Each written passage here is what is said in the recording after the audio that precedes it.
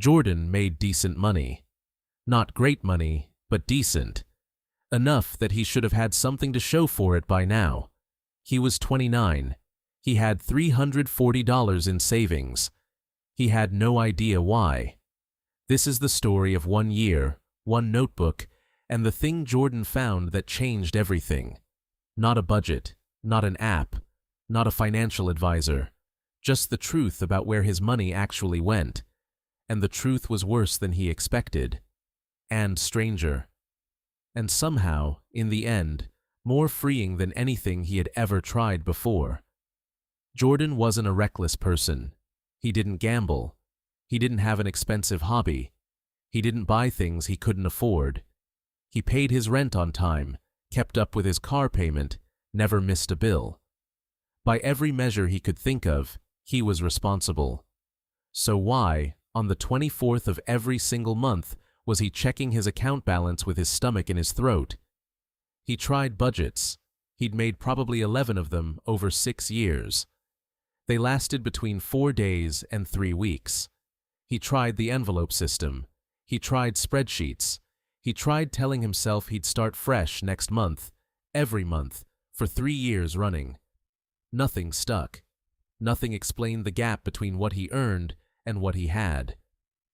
Then, one Tuesday in January, he bought a notebook. Not for any big reason. He just decided he wanted to see. Not to fix anything yet. Just to see. The rule was simple. Every single thing he spent money on, he wrote it down. The amount, the category, the date. Nothing else. No judgment. No plan. Just observation. The way you might watch something through a window before you decide whether to go inside. The first week felt pointless. Coffee, $4.75. Lunch, $13. Gas, $47. Nothing surprising. He already knew about those things. He wrote them down anyway. The second week, he started noticing something. Not one big thing. A collection of small things. A $12.99 charge he didn't immediately recognize. A $6 parking fee he'd completely forgotten about by the time he wrote it down. An $8.49 charge that turned out to be a streaming service he hadn't used in 4 months. He wrote them all down. By the end of January, he added everything up. He sat at his kitchen table alone with the notebook and a calculator, and did the math 3 times, because the first 2 times, he didn't believe it. He had spent $2,340 that month. His take-home after taxes and rent and car payment was $2,600. He had saved $260. He thought he'd saved nothing. The $260 felt like a miracle compared to what he expected. But it was the breakdown that stopped him cold. Not one category explained it. That was the thing. There was no villain. No single habit he could point to and say, "That's the problem. Cut that. Done." It was everything. $11 here, $17 there. A $23 charge on a Saturday he couldn't remember. 4 separate food delivery orders in 1 week, none of them expensive on their own, together adding up to $74. A gym membership he had used twice since September. 3 different subscriptions to 3 different things he genuinely could not have named 10 minutes earlier. Death by 1,000 cuts. That's what it looked like written down. 1,000 small, invisible, completely forgettable decisions, none of them significant, all of them adding up to the exact shape of his financial life. He didn't call anyone that night. He didn't text a friend or post about it or look for someone to share the weight with. He just sat there with the notebook and let the numbers be what they were.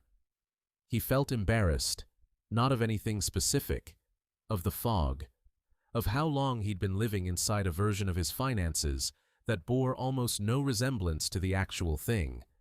He had been telling himself a story about where his money went, and the story was mostly wrong, and the wrong story had been costing him for years. February. He kept writing everything down. He didn't change anything yet. He just kept watching. He wanted a second month of data before he touched anything, the way you don't move a piece of furniture until you've lived in a room long enough to know where the light actually falls. February's total was $2,410. He went over. He studied the breakdown for an hour. And then he made 3 decisions. Not a full budget overhaul. Not a new system. 3 decisions. 1. Any subscription he couldn't name from memory before he looked at his bank statement was getting canceled that night. He canceled 6 of them. $73 a month. Gone. 2. Food delivery was capped at once a week. 1 order. Whatever he wanted, no guilt, but 1.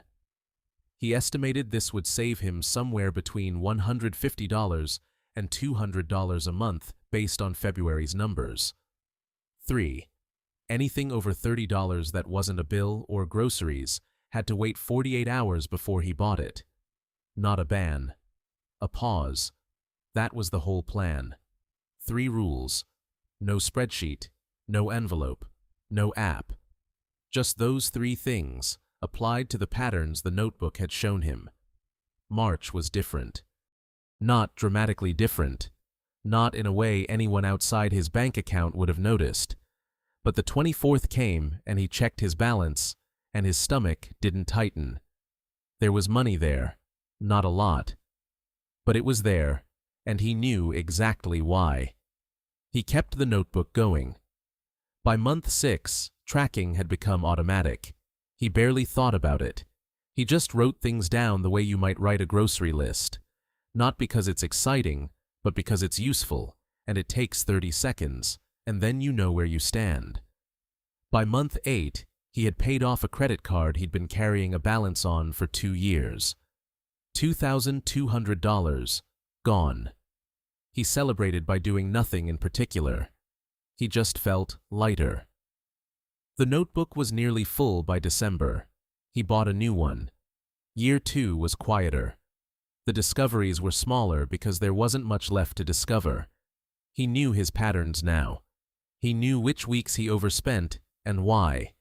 He knew that he spent more money when he was stressed at work, not on anything specific, just more of everything, small amounts, the financial equivalent of restless hands. Knowing that didn't fix it completely, but it meant he could see it happening in real time instead of finding the wreckage afterward. Year 3, he got a raise. A real one. 8%. The old Jordan would have let that money quietly expand his life. A nicer apartment, a newer car, 1 more subscription, slightly more expensive groceries. The new Jordan wrote down exactly what he was going to do with the extra money before he spent $1 of it. He put most of it toward debt. He kept his life exactly the same size. Year 4, he paid off his car. He drove the same car. He just stopped paying for it. Year 5. Jordan sat at the same kitchen table where he'd once stared at a notebook full of numbers he didn't want to see, and he did the math again. Debt. 0. Every card, every loan, every leftover thing he'd been carrying since his mid-20s. Gone. Savings. $41,200. He hadn't earned more money than anyone he knew. He hadn't started a business. He hadn't gotten lucky. He hadn't done anything that required a special skill or a rare opportunity or a personality type he didn't have. He had just, one January, bought a notebook and looked and refused to look away. You already know roughly where your money goes. You have a general idea, a shape of it, a feeling. But a feeling isn't a number. A feeling can lie to you for years. A feeling kept Jordan stuck for 6 years, while he made enough money to not be stuck. The notebook costs less than $2. The looking is free. What you find is going to be uncomfortable for about 1 evening, and then it's going to be the most useful thing you've ever done with a Tuesday night. Jordan started on a Tuesday in January. The notebooks are at every gas station and corner store you've ever walked past.